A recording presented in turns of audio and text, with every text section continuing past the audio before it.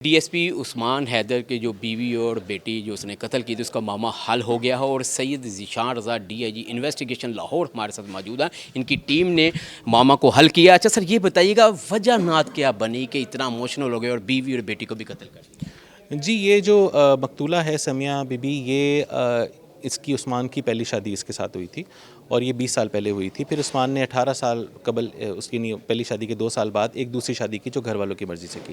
تو انیشلی یہ ٹھیک رہتے رہے ہیں، یہ فیصل آباد میں رہتی رہی ہے، تو اس وقت تک جنرلی ٹھیک تھا. لیکن جب سے یہ لاہور شفٹ ہوئے ہیں کچھ عرصہ قبل، اس کے بعد سے ایک دیرینہ مطالبہ ان کا تھا، جو اس کی وائف تھی سمیہ، کہ اس کو گھر لے کے دیں. پھر اس کے بعد ایک سوشل ایکسیپٹیبلٹی کا بھی ایشو تھا، بیکاز وہ جو دوسری فیملی تھی وہ فیملی تھی اور اس کے سب وہ تمام جو رشتہ دار تھے ان کے ساتھ وہ ایکسیپٹیبلٹی والا ایشو تھا. اس کا اس طرح سے نہیں تھا. تو یہ ایک دیرینہ مطالبہ اس کا گھر والا تھا. یہ زیادہ یہ جو وجہ رات بنا جس کی وجہ سے ان کا بہت جھگڑا رہتا تھا اور اس میں رپورٹڈلی وہ مار پیٹ بھی کرتا تھا ان کے ساتھ. تو وہ اس وجہ سے ہی وہ چیز بڑھتے بڑھتے اس پوائنٹ پہ پہنچی کہ اس نے ان کو قتل کر دیا. جی اچھا سر، آپ کو کلو کیسے ملا؟ کیونکہ اس یہ خود مدعی بنا پہلے ان کے اغوا کا، تو کلو کیسے ملا کہ اس تک کیسے پہنچا جائے ایکیوزڈ یہی ہے؟ جی، ہم نے جب اس پہ تفتیش شروع کی، جب پہلا پرچہ اغوا کا تھا اور اس اغوا میں ظاہری بات ہے اس میں مدعی یہ ملزم خود تھا اور اس نے اغوا کا پرچہ درج کرایا اپنی بیوی اور بیٹی کا. ہم نے جن پہ شک کا اظہار کرتا تھا، ہم نے ان سے تفتیش کی. جب ہمیں اس تفتیش میں یہ لگا کہ نہیں، یہ ملزمان نہیں ہے اور یہ ڈائریکشن کہیں اور ہے، پھر ہم نے اس کی باقاعدہ اس کی ڈیجیٹل ٹریکنگ شروع کی.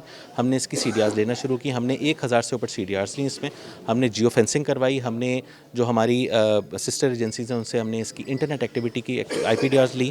اس کے علاوہ ہم نے اس میں اس کی جو موومنٹ ٹریکنگ ہے، وہ اس کی موومنٹ ٹریکنگ کی کہ جو وقوع ہے اس سے 2-3 دن پہلے سے یہ کہاں جا رہا تھا، کیا کر رہا تھا، جس میں سسپیشن پایا گیا. پھر بیچ میں جو رات ہے 25 ستمبر کی رات کو اس کا فون تقریباً 4 سے 5 گھنٹے کے لیے آف ہو جاتا ہے، جس میں سارا یہ کام ہوا ہے. اور اس کے بعد اس سے اگلے دن کی جو ایک ورکنگ ڈے تھا، اس ورکنگ ڈے میں اس کی ایکٹیویٹی اس طرح کی تھی کہ یہ 2-3 چکر اس نے گھر کے لگائے. ہائی کورٹ بھی تھی، ہائی کورٹ سے پھر گھر واپس آیا. اس سے ہمیں شک پڑا کہ یہ معاملہ کچھ اور ہے. پھر ہم نے اس کی سی ڈی آرز کے اوپر کام کرنا شروع کیا، اس کے کانٹیکٹس پہ کام کرنا شروع کیا. ہم نے ڈیجیٹل فورینزکس کے ساتھ ہم نے فورینزکس پہ کام کرنا شروع کیا. ہم نے گھر کا تفصیلی دوبارہ معائنہ کروایا. ہم نے گاڑی کا معائنہ کروایا، جہاں سے ہمیں وہ بلڈ سیمپلز بھی ملے جو میچ بھی ہوئے اور وہ الٹیمیٹلی اتنی ایریفیوٹیبل ایویڈنس آ گئی کہ اس کو وہ ڈینائی نہیں کر سکتا تھا. پھر جب ہم نے اس کو کنفرنٹ کیا تو وہ ایکسیپٹ کر گیا. جی، آخری بات یہ بتائیں کہ اس کو سزا دلوانے کے لیے آپ ڈی آئی جی انویسٹیگیشن سید ذیشان صاحبہ کیا حکمت عملی تیار کی جائے گی اس کو سزا دلوانے کی؟ جی، ہم نے انشاءاللہ اس کو کیفر کردار تک پہنچانا ہے. ہم نے اس کو ایگزامپل بنانا ہے. ہم نے پبلک کو یہ ٹرسٹ دینا ہے کہ ملزم کوئی بھی ہو، اس کے لیے کسی طرح کی کوئی رعایت نہیں ہے. اس کو ہم نے کیفر کردار، ہم نے انشاءاللہ اس کا جو چلان ہے اس کو اتنا مضبوط کرنا ہے، اس میں کوئی لیکونہ نہیں چھوڑا جائے گا. میں اس کو خود پرسنلی سپروائز کروں گا اور ہم انشور کریں گے کہ جو ایک ڈبل مرڈر کی سزا ہوتی ہے وہ اس کو ملے.